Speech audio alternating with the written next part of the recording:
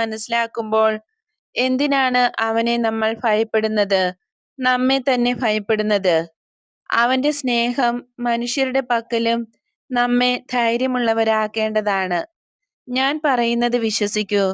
ഒരു കുറ്റവാളി മാത്രം മറ്റുള്ള ആളുകളെ ഭയപ്പെട്ടാൽ മതി. നിന്നെപ്പോലെ നീതിമാനായ ഒരുവൻ മറ്റുള്ളവരെ ഭയപ്പെടേണ്ട ആവശ്യമില്ല.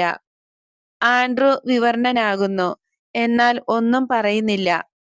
ഈശോ ആൻഡ്രൂവിനെ പിടിച്ച് അടുപ്പിച്ച് നിർത്തി പുഞ്ചിരി തൂക്കിക്കൊണ്ട് പറയുന്നു, നിന്നെയും സൈമണോടും കൂടെ ഒരുമിച്ച് മൂശയിലിട്ട് ഉരുക്കി വീണ്ടും രൂപപ്പെടുത്തണം. അപ്പോൾ രണ്ടുപേരും പരിപൂർണരാകും. ഇപ്പോൾ നിങ്ങൾ എത്ര വ്യത്യസ്തരാണ്. നിന്റെ ജീവിതത്തിന്റെ അവസാന കാലത്ത് നീ പത്രോസിനെ പോലെ തന്നെ ആയിത്തീരും എന്ന് ഞാൻ പറഞ്ഞാൽ നീ വിശ്വസിക്കുമോ? നീ അങ്ങനെ പറയുകയാണെങ്കിൽ അങ്ങനെ